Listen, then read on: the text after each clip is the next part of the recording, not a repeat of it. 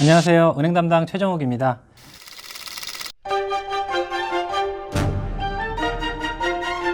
금일은 은행 업종에 대해서 알아보도록 하겠습니다. 먼저 주가 현황부터 보겠습니다. 코비드19 팬데믹에 따른 경제 침체 우려가 커지고 있고요. 유가, 환율, 금리 등 매크로 지표들의 급등 현상이 나타나면서 신용경색 및 금융시장 붕괴 우려까지 확산되고 있습니다. 글로벌 은행주들이 모두 해당 국가 지수 대비 초과 하락을 하고 있고요. 특히 미국하고 유럽, 한국 은행주들이 시장 대비 초과락폭이 더 큰 상황입니다. 현재 이익 추정치 기준으로 한국 은행들의 ROE는 대부분 7%를 상회하고 있고요. 그러나 업종 대표주인 KB금융하고 신한지주도 각각 0.3배 정도 PBR이 그 정도에 불과하고요. DGB금융하고 BNK금융 같은 지방은행은 PBR이 0.17배로 0.2배를 하회하고 있습니다. 시기별로 좀 보시면 이게 2001년부터 2020년까지 은행주 평균 PBR 추이고요. 2016년부터 17년까지 잠깐 반등했던 은행주가 18년 이후에 다시 약세 국면으로 접어들었고요. 은행 평균 PBR은 지난 20년간의 밴드 하단부를 뚫고 내려왔습니다. 현재는 0.27배까지 하락해 있는 상황이고요. 코비드19 확산 여파로 인해 가지고 은행주는 안 그래도 이제 낮은 주가 수준이었는데 개파락을 추가로 한 상황입니다. 이제 금리가 최근에 이제 기준금리 인하하면서 낮아지고 있고, 금리가 낮아지면 이제 NIM이 떨어질 거다라는 우려, 그리고 이제 경기가 위축되면 대출 성장률이 둔화되거나 부실 확대에 따른 대손 비용률 상승 같은 우려 때문에 향후 이제 은행 실적 불확실성이 커질 수 있다는 우려가 작용하고 있기 때문으로 판단이 됩니다. 게다가 환율도 사실은 은행주에 그동안 부정적으로 작용해 왔고요. 환율 상승은 시스템 리스크를 재변을 합니다. 그래서 은행주 투자 심리는 이제 위축 요인이 되는데, 원달러 환율하고 은행주 주가는 정확하게 역상관계를 보여왔습니다. 원달러 환율이 올라가는 시기에는 은행주 주가가 하락을 했고요. 원달러 환율이 떨어지는 시기에 이제 은행주가 이제 올라왔었고요.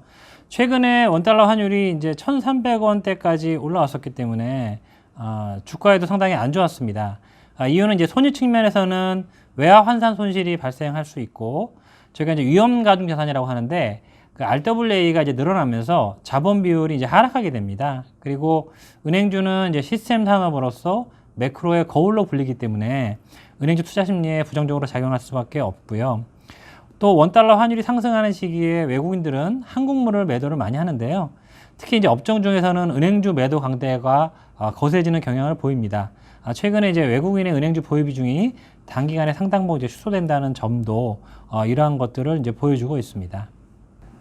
최근에 민생 금융안정 패키지 프로그램, 그리고 증권 채권 시장 안정 펀드, 이런 이제 금융시장 안정화 방안에 은행들이 이제 동원되면서 은행들이 이제 자본을 투입하는 데 따른 투자 손실의 가능성, 그리고 이제 자본 비율 하락 우려, 이런 것들 때문에 은행 주주들은 다소 불안한 상황이고요.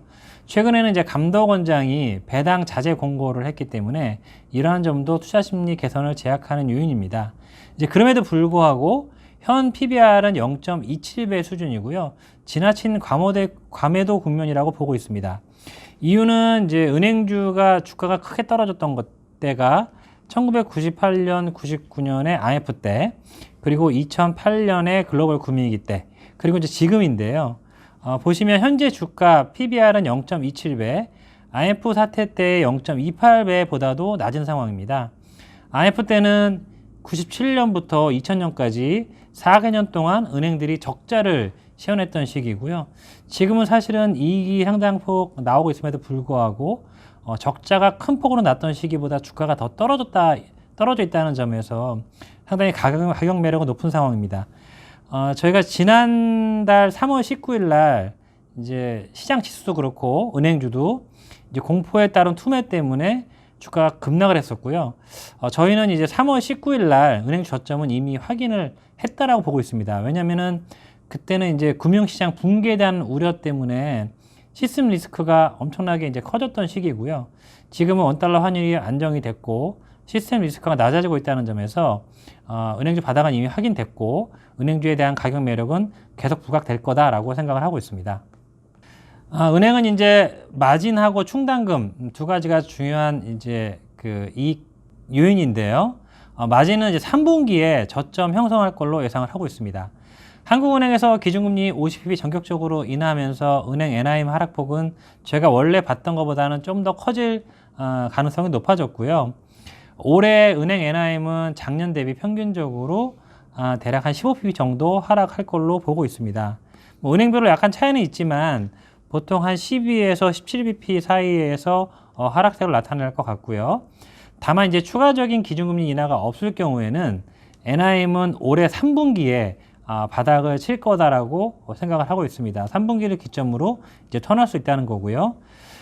기준금리 같은 경우는 이제 금리 인하 여력 자체가 줄어들었고 정책 실효성도 크지 않다는 점에서 단기간에 기준금리를 추가할 가능성은 낮아졌다고 보고 있습니다. 설령 기준금리가 추가적으로 내려간다고 하더라도 은행 마진이 무한정으로 하락하는 건 아니고요.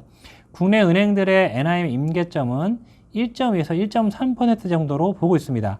지금 일본은행이 마이너스 금리인데 일본은행들 마진이 0.9에서 1% 정도거든요. 그래서 저희 나라 은행들은 판감이나 이런 것들을 감안하면 1.2에서 1.3 미만으로 떨어지기는 어렵다라고 보시면 될 것 같습니다.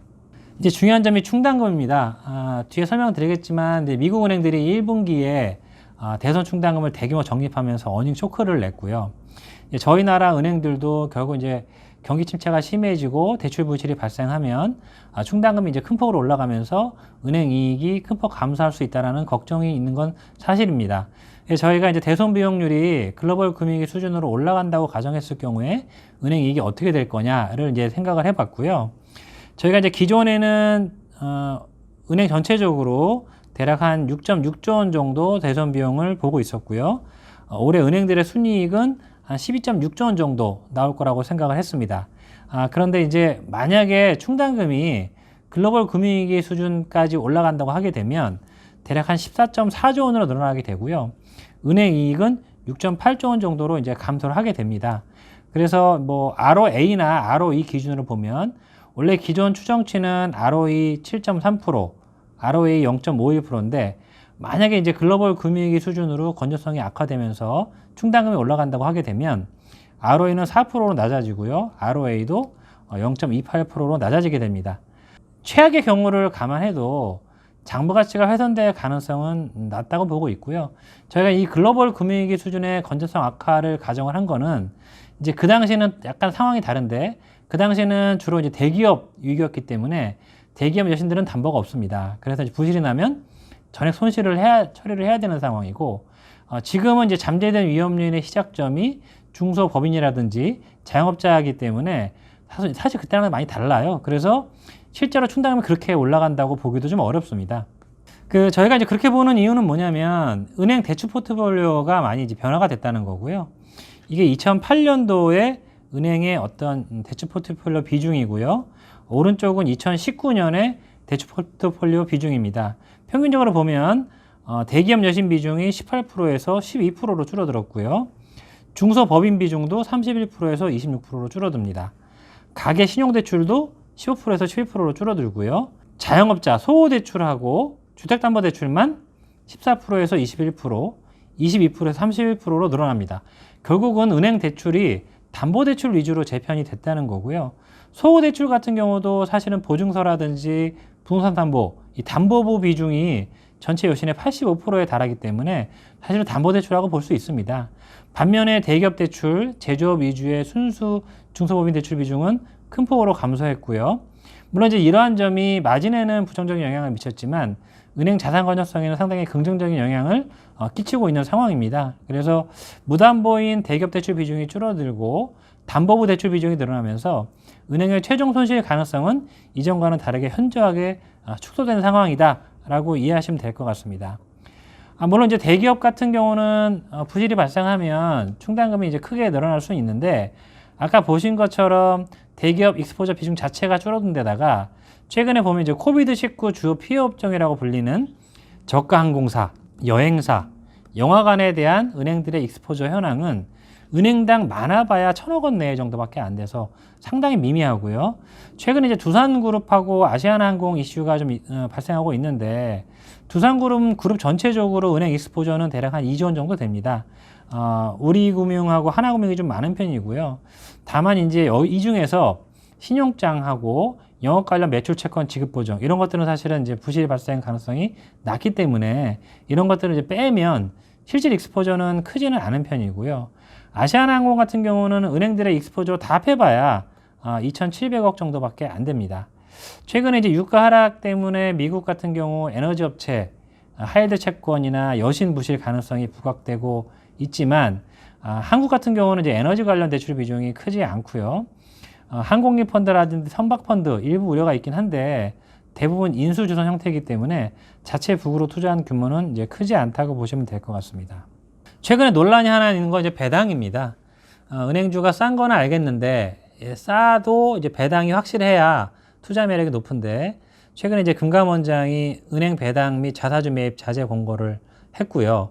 이것 때문에 이제 기말에 배당을 못하는 거 아니냐라는 우려가 이제 커지고 있습니다. 근데 사실은 이제 금감원장님의 말씀은 이번에 바젤 3 최종안 중에 일부 안을 도입하면서 자본 비율이 이제 올라가게 되거든요. 그럼 이제 이거에 따른 자본 여력을 자사주 매입이나 배당에 쓰라는 게 아니라 실무 경제 유동성 지원에 집중해야 된다는 점을 강조를 한 겁니다. 따라서 이 말씀 때문에 무조건 배당이 안 된다라고 보실 필요는 없고요. 지금 이제 미국하고 유럽 은행들이 10월까지 자사주 매입하고 중간 배당을 이제 안 하겠다라고 이제 하면서 사실 이제 국내 은행들도 우려가 부각이 됐는데 며칠 전에 JP모건 실적 발표한 거 보시면 아시겠지만 자사주 매입은 안 하지만 중간 배당은 이제 계속 하는 걸로 그렇게 결론을 내리고 있습니다. 그래서 관련 우려는 좀 완화될 것 같고요. 배당 규제에 관련해서 아직 은행들은 공식적인 입장 전달을 받은 게 없습니다. 그냥 금감원장이 언론에 얘기한 내용이 이제 지면에 나오면서 우려가 커진 거고 공식적인 아직 규제는 없다라고 보시면 되고요. 올해 은행 이익이 약간 이제 감익이 되면서 저희가 원래 봤던 가정으로도 DPS가 지금 좀 감소하게 되는데 기말마저 배당마저 대폭 축소하라는 의미는 아닐 것 같고요. 지금 각종 위기 지원 방안에 민간은행들이 동원되면서 주주들 주주가치 침해 우려가 좀 큰 상황에서 무조건 배당을 하지 말라는 것도 비합리적인 것 같습니다. 그래서 저희는 여전히 은행 배당 어느 정도 준다라고 생각을 하고 있고요. 저희 가정치 기준으로 은행 평균 배당 수익률은 7.1%로 다른 업종 대비 가장 높습니다. 은행별로 보시면 하나금융과 우리금융이 거의 어제 종가 기준으로 대략 한 8% 정도의 배당 수익률을 시현할 수 있을 것 같습니다. 좀 이따가 이제 국내 은행들 1분기 실적이 발표가 될 텐데요. 지금 미국 은행들이 1분기 실적을 발표를 했는데 확정치가 전년 동기 대비 거의 50%에서 80% 정도 감소하는 어닝 쇼크 수준의 실적을 발표를 하면서 최근에 주가가 조금 약합니다. 그런데 미국 은행들의 실적 쇼크 배경은 채무 불이행에 대비한 선제적인 충당금 적립 때문이고요. 은행별로 이제 수조 원대의 충당금을 선제적으로 쌓고 있습니다. 근데 이제 미국 은행하고 국내 은행하고는 약간 다를 걸로 보고 있고요. 이제 미국 은행들은 최근에 연체율이 조금 올라오는 걸로 보이는데 이 가계대출의 연체율 동향이 미국 은행하고 국내 은행하고는 구조적으로 약간 다르게 나타날 가능성이 있습니다. 저희 같은 경우는 이제 집을 사려면 LTV가 50% 미만이기 때문에 전체 집값의 50% 이상을 현금을 준비를 해야 됩니다.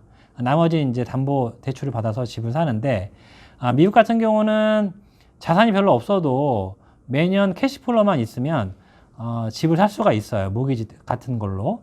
그렇기 때문에 걔네들은 약간 매월 발생하는 캐시플로우가 좀 문제가 되면 바로 연체가 발생하게 됩니다. 특히 이제 미국 같은 경우는 이제 고용 대량 해고라든지 고용 안정성이 약간 떨어지기 때문에 더욱더 연체가 발생하는 경향이 강하고요. 근데 저희 나라 같은 경우는 아까 말씀드린 대로 자산이 어느 정도 있어야 주택 구입이 가능하고요. 한국은 고용 경직성이 높다는 점이 있기 때문에 차이점이 있습니다. 과거 2008년도에 글로벌 금융위기 때도 미국 주택 관련 연체율은 10%를 넘었던 반면에 저희 나라 은행들의 연체율은 0.6%밖에 안 됐습니다. 그래서 약간 이제 다를 거고요. 미국 은행들하고 다르게 국내 은행들의 1분기 실적은 나름 생각보다 양호한 수준입니다. 물론 이제 전년 동기 대비해서는 감익이 나오지만 감익되는 폭이 뭐 그래서 그다지 크지 않고요. 지금 우리금융이나 신한지주, 하나금융 등은 시장 컨센서스 정도에 육박하거나 부합하는 수준이 나올 것 같습니다. 저희가 이제 은행주 중에서 제일 좋게 보는 종목은 이제 하나금융과 신한지주고요. 사실 은행주가 전반적으로 다 같이 떨어졌기 때문에 신한지주만 좋고 KB금융 나쁘다 이런 의미는 아닙니다. 근데 이제 상대적으로 조금이라도 더 이제 수익률이 좋으려면 하나금융과 신한지주를 선택해야 된다라고 이제 말씀을 드리는 거고요.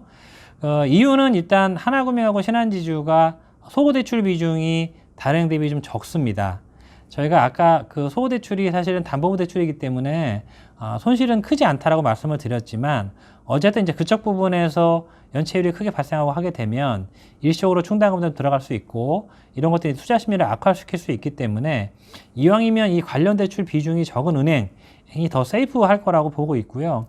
특히 이제 신한하고 하나는 과거 글로벌 금융위기 때도 크레딧 리스크 관리를 잘해서 충당금이 그다지 크게 늘어나지 않았던 사례가 있습니다.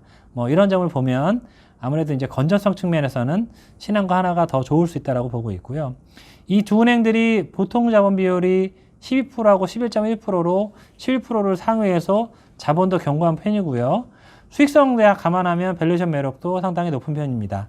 게다가 이 두 은행은 업종 내에서 대표적인 외국인 선호주기 때문에 만약에 이제 코로나가 진정 국면에 들어가면서 외국인들이 은행주 순매수로 돌아설 경우에 수급 개선 여지가 더 클 것으로 판단을 하고 있습니다. 마지막 장은 이제 밸류에이션 테이블입니다. 보시면 이제 은행들 PBR이 상당히 낮은 수준이고요. 업사이드는 적어도 한 40-50% 정도는 상존하고 있다라고 보고 있습니다. 그래서 주가 하락 시마다 은행주는 매수 관점, 비중 확대 관점에서 접근하시는 것이 바람직하다라고 말씀드립니다. 네, 이상으로 마치겠습니다. 감사합니다.